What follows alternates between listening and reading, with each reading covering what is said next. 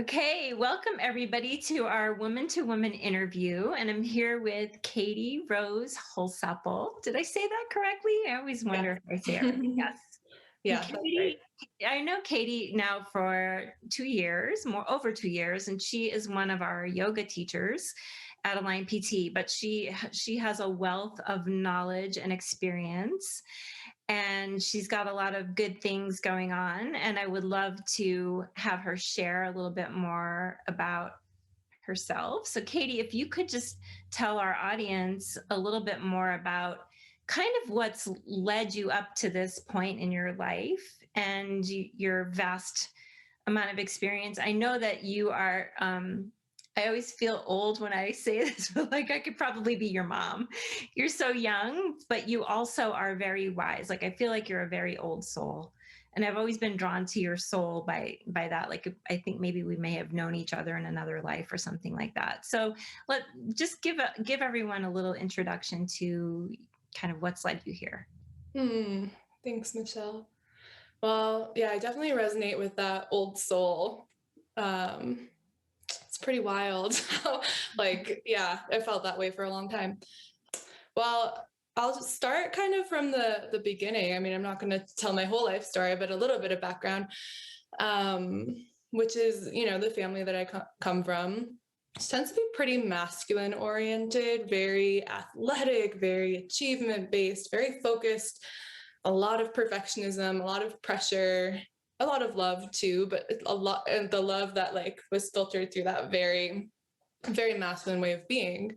Mm-hmm. And then I come into this world and I'm just this very creative, very emotional, very intuitive being.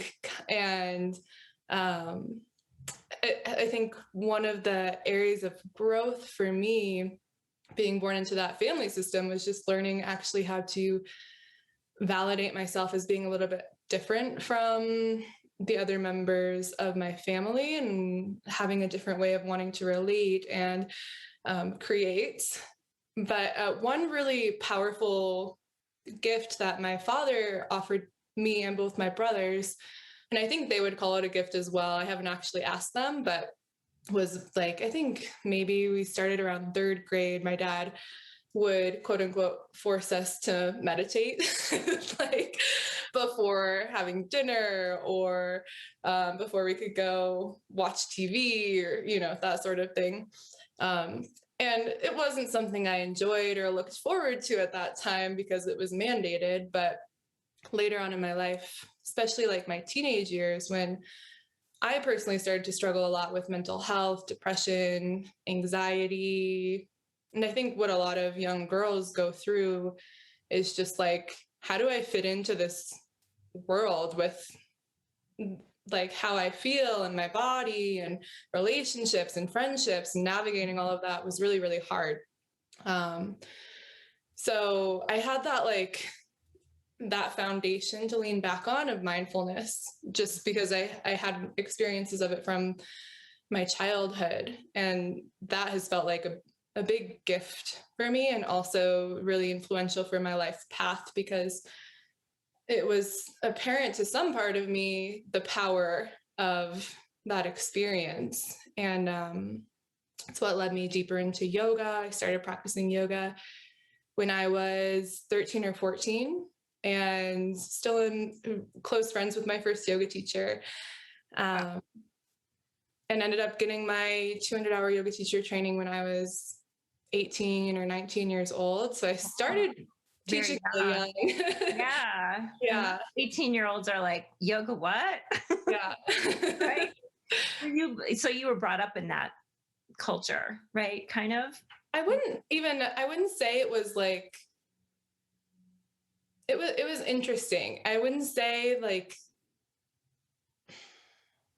I guess the way that my dad presented meditation at the time to me, and I don't know exactly what his intentions were. I haven't asked him about it, but to me felt this is a healthy thing to do, so we should do it. But I don't know if there was actually the deep spiritual orientation. It was good for your brain, good for productivity, good to calm yourself down. But It wasn't until I actually entered the spiritual portal deeper that I was like, oh, wow, yeah, there's like something here that really lights me up. Yeah. Yeah. Interesting. I love hearing people's stories because I grew up with three brothers, and because I was the only girl, my mom was like, she kind of forced femininity down my throat. And it's just kind of it's interesting to see how this all plays out in our lives, right? And so, this month we're in our group, we're talking about feminine energy. That's the theme coming up for April. And so, and I know that was one of the things that drew me to you, was that you had done some studies in feminine energy and, the wild woman kind of stuff. And I was like, oh, like, she would be perfect, because of my feminine energy group and my course. And I just felt like we had that in common. So in speaking to a group of women and in keeping feminine energy in mind, is there any wisdom that you can share, or anything you want to share about feminine energy with our group? Yeah. Yeah. Well, first off, I'll say that like that was likewise exactly what attracted me to you. I remember seeing like the application online and looking at your website and seeing FeminEnergy, and I was like, oh, hell yeah. Like that's amazing. And I guess I'll just share a little bit about my own relationship with it lately, because I think that can be an informative teacher. And it's something that like continuously evolves, because I feel and believe that like idea of feminine energy is just so comprehensive and vast, and it can mean so many different things depending on the day and the person, and it is such a personal felt sense. But for me lately, leaning more into my feminine energy has been letting myself get really messy and like that like wild creative energy. And sometimes I think about like childbirth, which I haven't given birth. I haven't birthed a child before, but I can't imagine that of the process. I know a good amount about the process, and it's not a clean experience. It's messy and primal and like just like so intense. And I think that's a quality of feminine energy that sometimes is not talked about as often as like like lunar energy, calming, nourishing energy, which is a part of it, right? But I'm also like, what about that like wild, raw, messy side of the feminine? Yeah, Which like is the lioness. yeah, exactly. Yeah. Yeah. And it's also like an energy of the mother. It's not just, can I nourish my my children or my projects or my life, but also, am I able to deeply protect myself and express myself? And that's like the fierce love of like the mama bear protecting her cubs. And Right. yeah. Oh gosh, that just reminds me of that. I don't know if you saw that viral video on social media about that, the mountain lion that kind of went after that jogger because he was jogging by this. There was a mountain lion up ahead, and she had babies, and so it was like a very frightening video, and I was like, "Whoa, mama lion, you go!" Definitely. Yeah, it's true. I think that people are mistaken when they think that it's just all the sweet, soft, and it also leads into a little bit of the, I've had some people in my FeminEnergy course tell me that they had a hard time with the feminine side or the feminine energy because they felt like it was that it was like being kind of a pushover or just being like weak. And it's not. I mean, it's feminine energy can be very, very strong. And so I think that's a really important piece of it for us to all remember, that yes, it's nourishing and going inside and receiving, but it's also can be very strong. Yeah. Yeah. Well, and it's like the cultural lens that also really colors how we look at, like, beyond just like the energy, masculine energy, feminine energy, like how we in the West culturally see men and women and all of the stigmas and stereotypes attached to those things. It's like we need to start to break free of some of those limited ways of seeing how these energies work and actually look at the energy for more of what it is in its raw form and less from how the ego wants to look at it and tell us, like, you know, being soft and vulnerable is less strong than, you know, being super successful in a CEO. Right. Yeah. So how do you course that difference? Like, that's always a difficult thing sometimes for me to explain. Like, you know, I feel like I have a good idea of explaining that with my people that are in my program, but it's not always so cut and dry, right? It's kind of the lines are a little bit faded, a little bit not so, you know, you're either this or you're this, you know, and it's being able to blend that, you know, blend those energies with ourselves and finding that peace with it, right? Mm-hmm. Yeah. Well, and I think we as humans tend to be so conditioned and conditioned from our families and our culture. And really, it's like the first 7 years of our lives that we take in all of our belief systems that are the foundation in our brain for the rest of our lives, right? So whether you want that input or not, it's there. So for me, I know, like, I have conscious beliefs about what it means to be a strong, feminine, powerful woman, but they don't always align with what I believe unconsciously and what's been fed to me.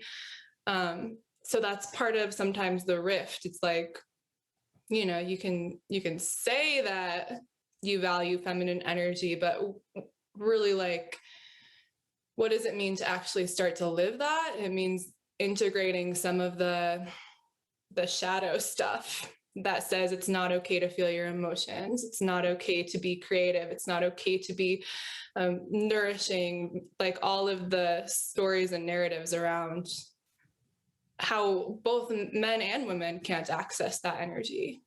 Yeah, you just took the words out of my mouth because I wanted And beyond that, to say that. Yeah, because there's a lot of men that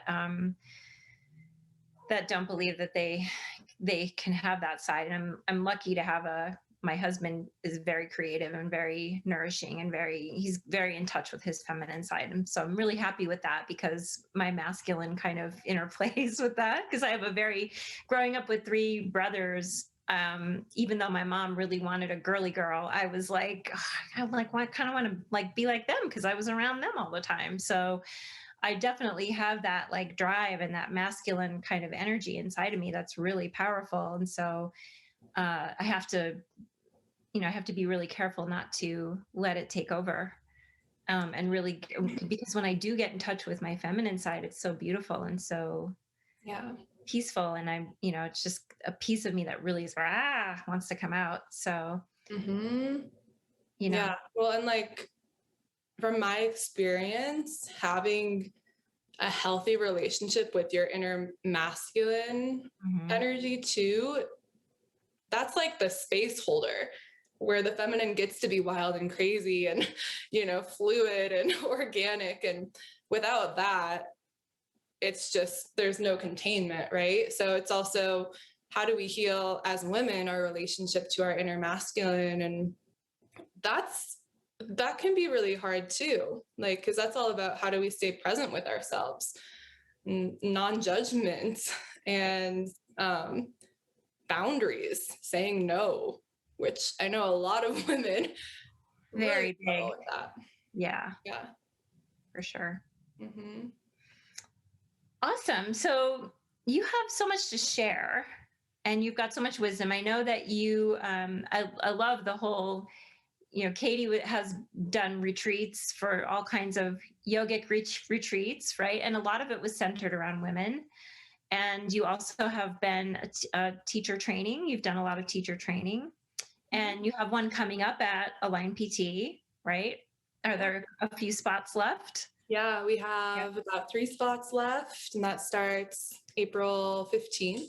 Okay. And yeah, it's an experience to kind of deep dive into more yoga background, whether you want to teach or you want to deepen your practice. And the lens that I tend to run these teacher trainings from is very nervous system oriented, trauma informed, and definitely weaves a lot of, everything we've been talking about today into it.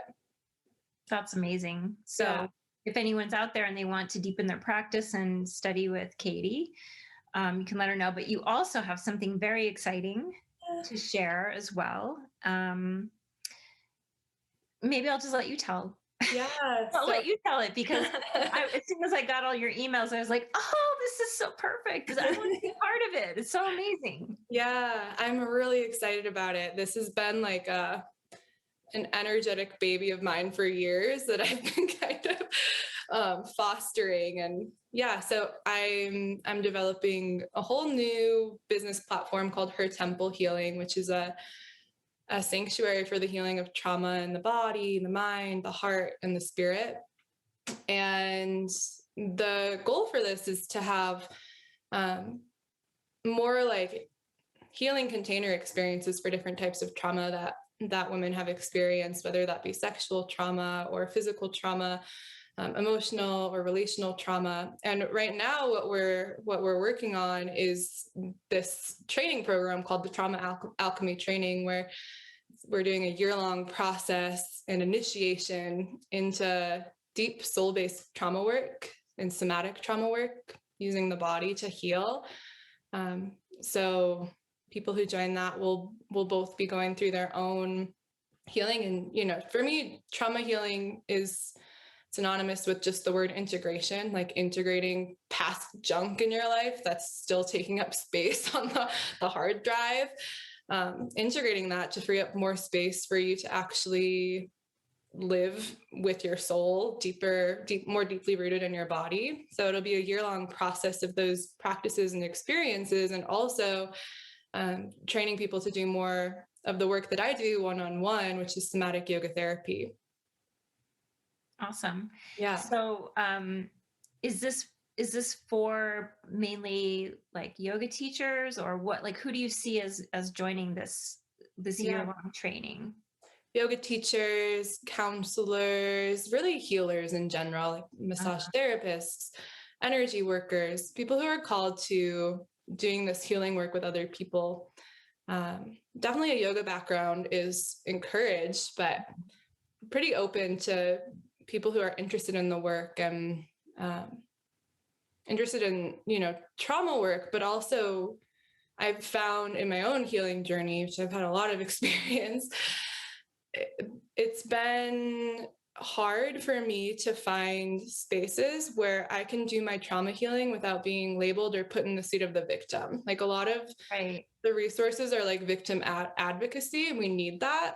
Sure. But I wanted to create a space where people who have experienced excruciating, painful things can actually reclaim their power and not just stay in that victim space. So that was part of the reason for this. And also I've found that it's really hard to find spiritual support for trauma healing that doesn't go into spiritually bypassing what happened. Right. So that's why I felt the need for this. Yeah. Yeah. And I definitely see the need for doing that healing work yourself to then be able to share it with others. If you don't experience that work and like steep yourself in that kind of work, it's really hard to be able to go forth and share that stuff with others. Yeah. So, I'm excited to see how this all unfolds. When does it start? Starts in June, late June. Yeah.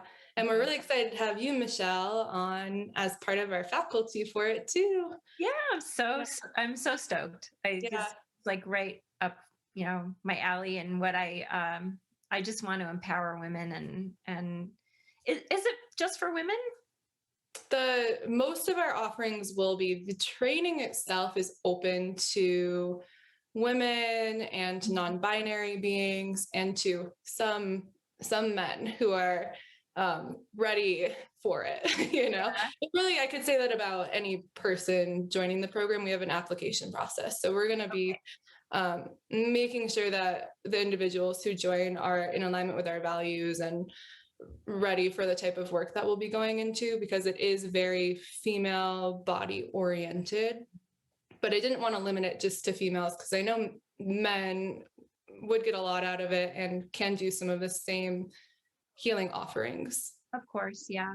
I just it's really good. I mean, it sounds like you're creating a safe space for people to experience this. So that's a really important piece of it. And so I'm glad you have an application process and all that stuff. So that's really great. How will people find out about this? So What's the best way for people to reach out to you and find out more about this? yeah, so I think the best way right now would probably be following our new Instagram page, which is at her.temple.healing.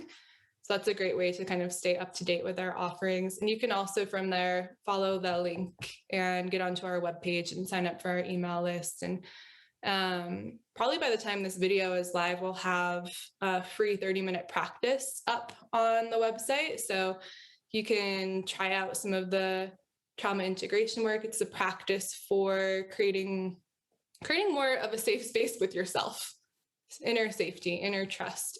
And yeah, that'll be up on the webpage for anyone who wants to check it out. Awesome. Yeah.